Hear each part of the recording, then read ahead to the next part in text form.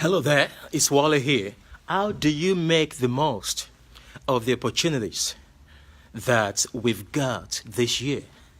How do you make the most of the opportunities that we've got this year? I'm Wale Oladipo. Opportunities are common, but few can discern them. Opportunities are lives gifts that are in in abundance, but few can tune into them. Few people can spot them. Why? Because of two things. If you want to make the most of the opportunities that 2018 holds, you will have to do two things. A lot more, but two things are very powerful. Trust me. By the way, yesterday, yesterday was the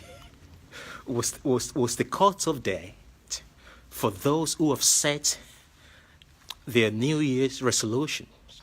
They said that yesterday, being the 17th of January, almost 85% of those who set resolutions have quit. Yes.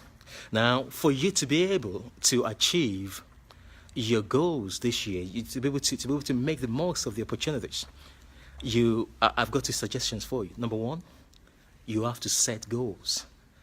Goals, probably you've heard this many times.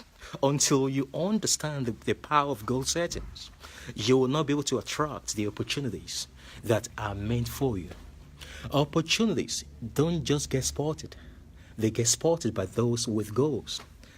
When you sit down and you set your goals, now you've programmed your brain and your subconscious mind for opportunities. Opportunities get attracted to you if there's a written goals on paper.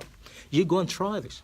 It's almost as if the brain is telling you, give me a focus and I will unleash my highest genius energy to drag into your path those opportunities that are supposed to take you to the next level.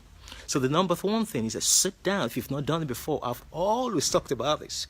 I never understood it for years until I started to practice it. Whatever it is that you've not planned on paper hardly happens in reality.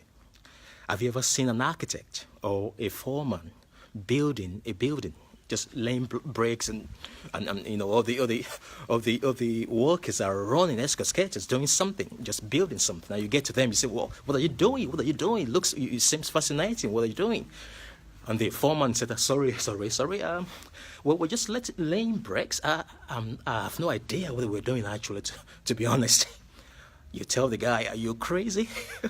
Probably you're going to call the social services or the police to come and take that man away. You need some psychological help. Nobody has ever built a significant building without, first of all, finishing it on paper. That is very profound. Whatever future you've never finished on paper hardly gets materialized in reality. So set goals. You don't need to figure out how you're going to achieve them. Set goals. Program the reticular activating system, part of your the brain activity, part of the positive mechanism of the brain that will begin to unleash your energy, your motivation, your ideas that will lead to your goals. So number two is preparation. Goals and preparation, they go together. What are you preparing for? If you've written a goal, then your goals should shape your preparation. Every single day should be a preparation day for that destiny that you desire. So that is that, goals and preparation. Be the very best you could be in any field that you've chosen for yourself. Go on, learn every day, study great achievers.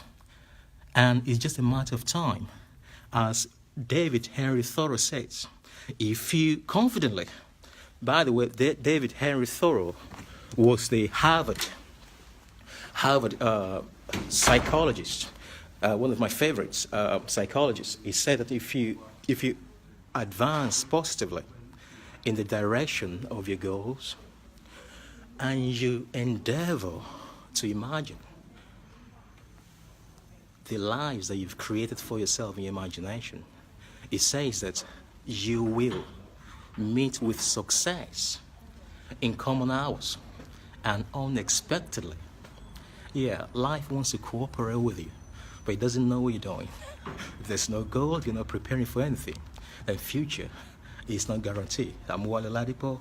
Share this, and like it. I'm in Northampton today, sharing with some amazing people today. Speak to you soon. Happy New Year. Happy New Year. Bye bye.